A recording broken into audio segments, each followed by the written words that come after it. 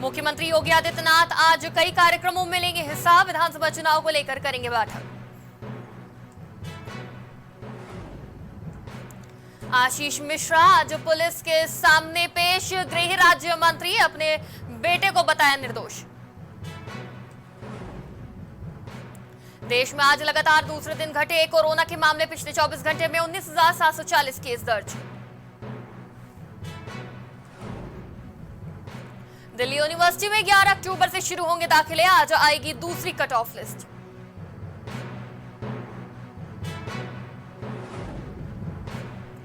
अफगानिस्तान की मस्जिद में विस्फोट, 46 लोगों की मौत। आईएसआईएस ने ली हमले की जिम्मेदारी।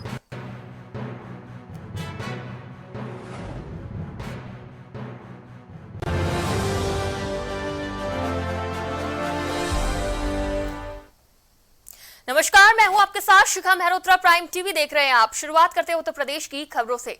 आज बसपा सुप्रीमो मायावती ने जनता को संबोधित किया।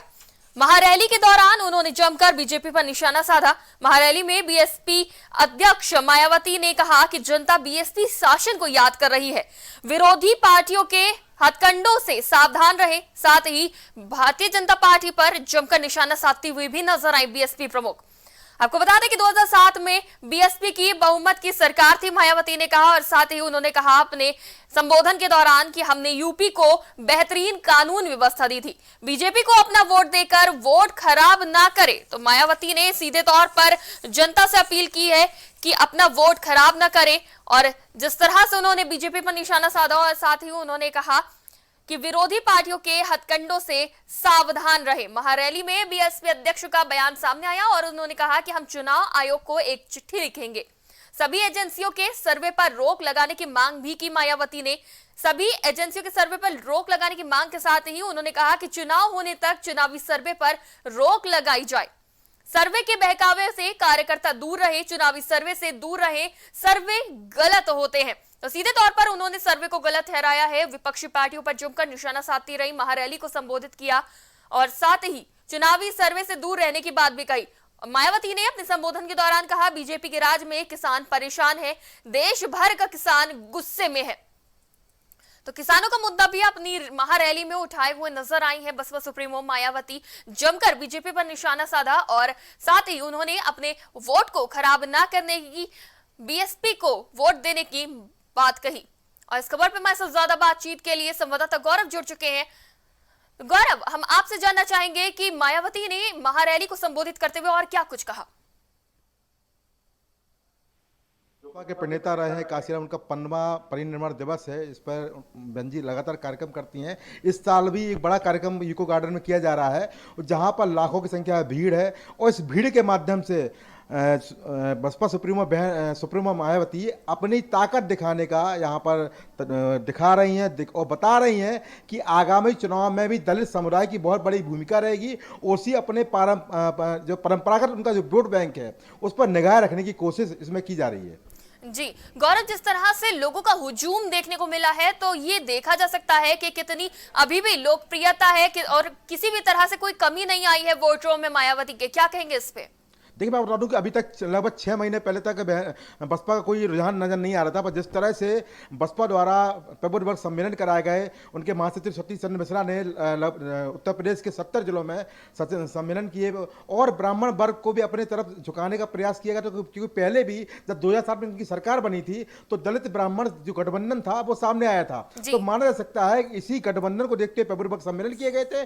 और अब अपने परंपरागत जिनका वोट बैंक है, जो दलित वोट बैंक है, जो बहुजन वोट बैंक है, उसको उसकी ताकत दिखाने के लिए आज काशीराम के 15वें परिनिर्वाण दिवस पर इको गार्डन में विशाल रैली या जनसभा को संबोधित मायावती कर रही हैं। जी गौरव, मायावती ने अपने संबोधन में यह भी कहा कि बहकावे में ना आए बीजेपी के और साथ ही सर्वे से दूर रहे। इसके पीछे का क्या मकसद है? देखिए, मैं आपको बता दूं, अभी हाल में ही सर्वे आ रहे हैं और जिसमें कहा जा रहा है कि बीजेपी दोबारा सत्ता में आ रही है।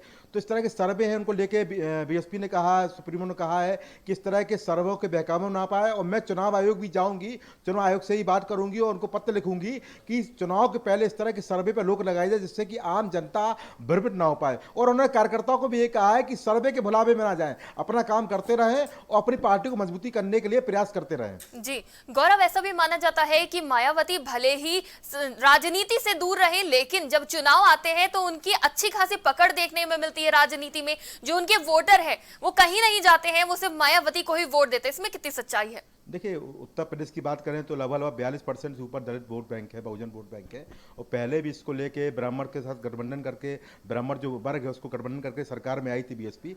तो ये माना जा सकता है कि इस जो बड़ा वोट बैंक है 42% को, उसको ध्यान में रख के इस तरह की रैली की गई है, जनसभा भी आयोजित कराई गई है, और लगातार बीजेपी पर बहन मायावती, सुश्री बसपा सुप्रीमो मायावती लगातार निशाना साध रही है। आज भी उन्होंने कहा कि किसान परेशान है, किसानों की कोई सुन नहीं रहा है। लखीमपुर कांड पर भी उन्होंने कहा।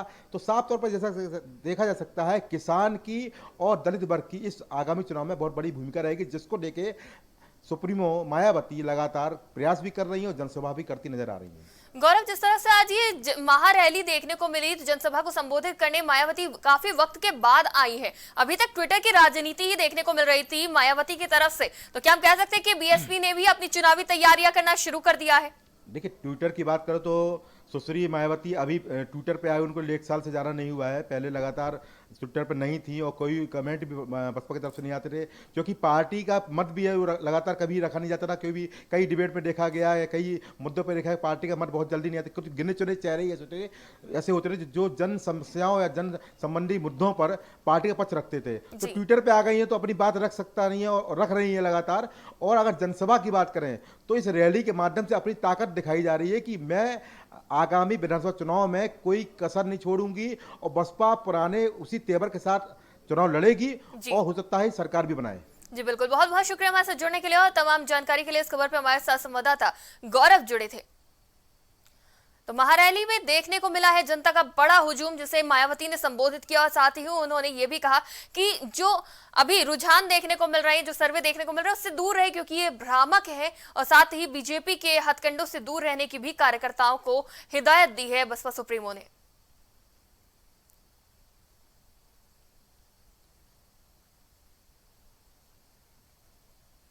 मुख्यमंत्री योगी आदित्यनाथ आज कई कार्यक्रमों में हिस्सा लेंगे। सीएम योगी 5 कालिदास मार्ग स्थित अपने आवास पर जनता दर्शन में लोगों की समस्याएं सुनेंगे और उसके बाद कोरोना को लेकर टीम 9 के साथ बैठक करेंगे, जिसमें कई मुद्दों पर चर्चा होगी।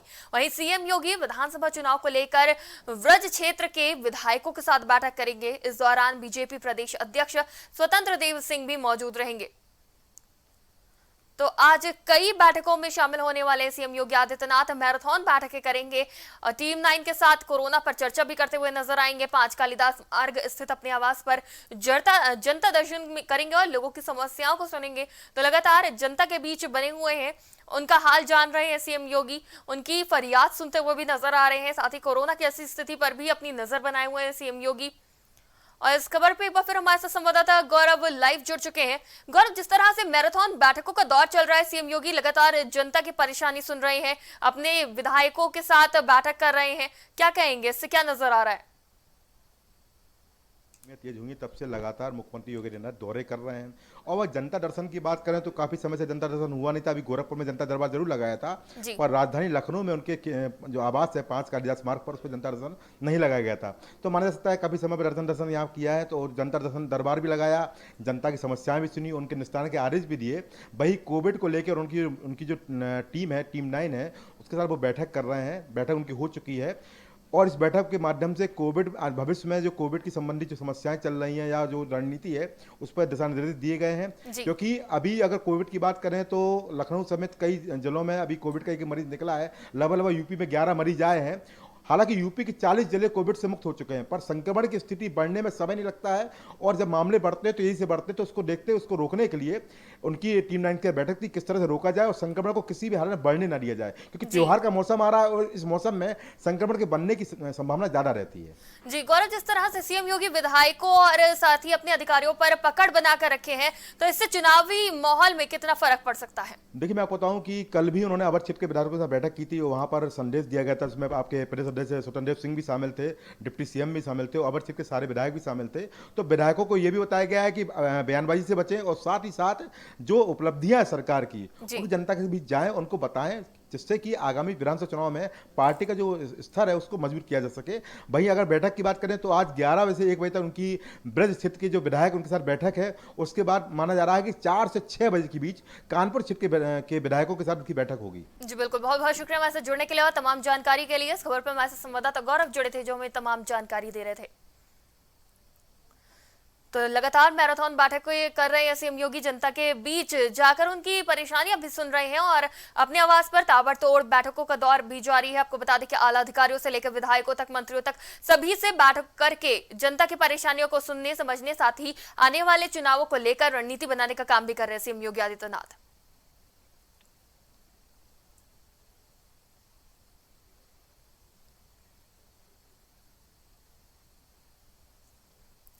तो सीएम योगी आदित्यनाथ लगातार 2022 के चुनावों के यानी कि विधानसभा चुनावों के लिए तैयारियों में जुटे हुए हैं और साथ ही जनता के जो मुद्दे हैं उससे भी गौर से देख रहे हैं, वो चाहे कोरोना के हो या फिर जो है सुरक्षा संबंधी हो, स्वास्थ्य संबंधी हो, जितने भी मामले हैं सब पे नजर और पकड़ बनाए हुए हैं सीएम योगी आदित्यनाथ। इसीलिए बैठकें भी कर रहे हैं, बैठकों का दौर जारी है, बैठकें करके आने वाले चुनावों की तैयारियों से लेकर जनता की परेशानियों तक, ताकि जनता को ज्यादा से ज्यादा लाभ पहुंचाया जा सके और साथ ही जितनी भी सरकारी सुविधाएं हैं वो भी उन तक पहुंच सके, इसलिए पूरी कोशिश कर रहे हैं।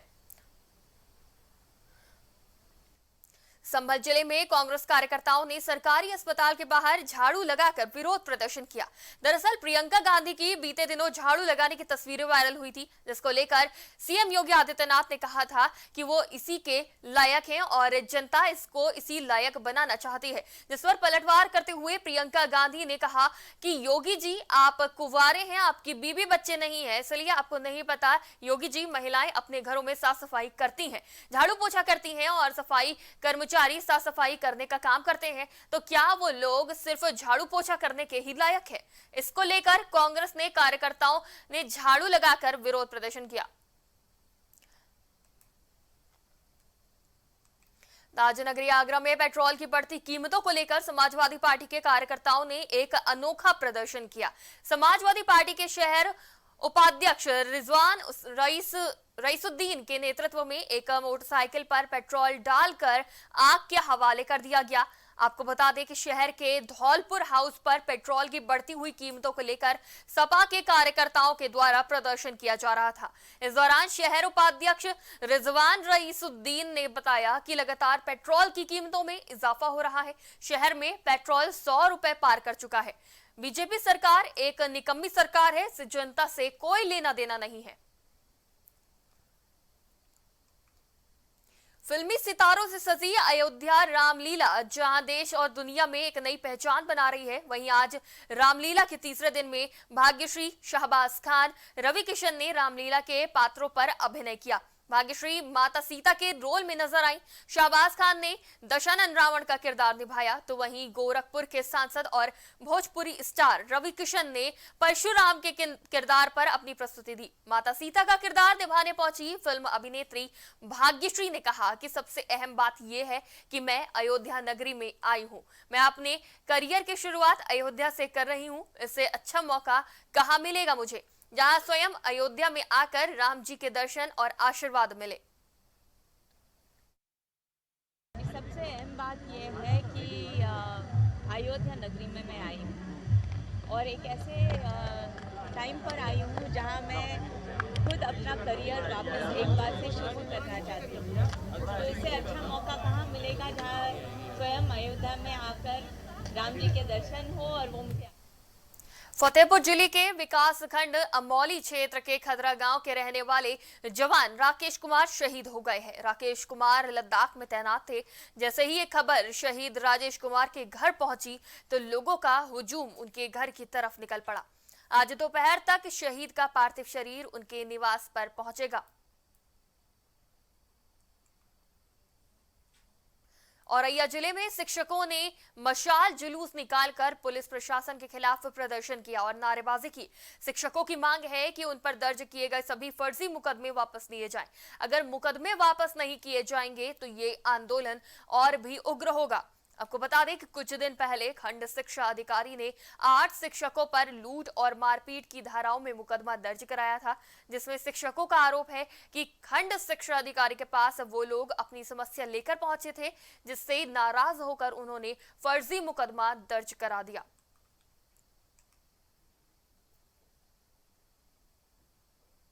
बुलंदशहर में इंसाफ न मिलने से परेशान एक परिवार एसएसपी कार्यालय पर आत्मदाह करने के लिए पेट्रोल लेकर पहुंचा। परिवार का आरोप है कि उनकी बेटी की मौत के बाद से लगातार पुलिस के चक्कर लगा रहे हैं, लेकिन अभी तक न्याय नहीं मिला। वहीं मौके पर मौजूद पुलिसकर्मियों ने आनन फानन में परिवार के पास से पेट्रोल की बोतल छीनकर आत्मदाह करने से रोका। एसएसपी ने मामले की जांच के आदेश दिए हैं।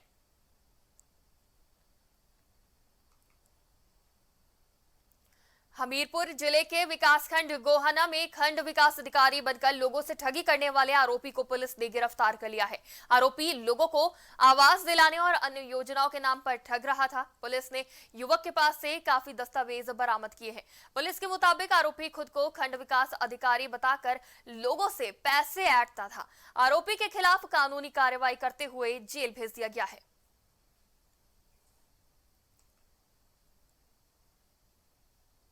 सोनभद्र की अनपरा तापीय परियोजना में अवर अभियंता के पद पर तैनात अनुज कुमार को पुलिस ने गिरफ्तार कर लिया है। दरअसल अनुज कुमार ने बीते दिनों हिंदू देवी देवताओं को लेकर अभद्र टिप्पणी की थी, जिसके बाद हिंदू संगठनों ने अवर अभियंता की गिरफ्तारी की मांग को लेकर प्रदर्शन कर रहे थे। पुलिस ने मामले की गंभीरता को देखते हुए अवर अभियंता के खिलाफ मुकदमा दर्ज करते हुए गिरफ्तार कर लिया है।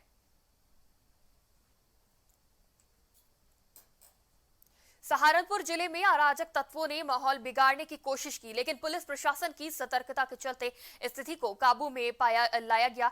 दरअसल नवरात्र के चलते बजरंग दल के कार्यकर्ता शहर भर में मांस की दुकानों को बंद कराने के लिए सड़कों पर उतरे थे, जिसको लेकर दुकानदारों ने विरोध किया तो मामला बिगड़ गया। इस दौरान फायरिंग की सूचना मिलते ही मौके पर पहुंची पुलिस ने स्थिति को काबू में करते हुए लोगों को घटनास्थल से हटाया। ये कुछ हिंदू संगठन आज इस बात को लेकर यहाँ पे धरना प्रदर्शन कर रहे थे कि नवरात्र में जो मंदिर जाने के रास्ते होते हैं और परंपरागत रूप से दुकानें मीट और उनकी बंद रहती है और वो इस बार नहीं हो रहा है। इस पे उनके द्वारा ज्ञापन भी दिया गया था, ध्यान नहीं दिया जा रहा है। इस बात को लेकर उनसे बात की गई है और मैं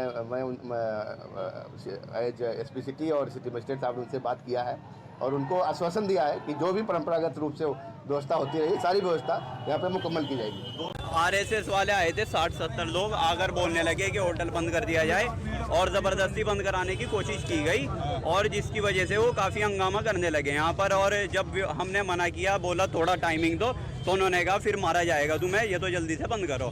तो जब हमने थोड़ी सी अपील की कि थोड़ा टाइम दो, तो बोलने लगे कि नहीं, बिल्कुल टाइम नहीं मिलेगा, अभी के अभी बंद किया जाए। हमने कहा आज की गुजारी दें, तो फिर इतनी देर में उन्होंने जय श्री राम के नारे लगाने स्टार्ट कर दिए।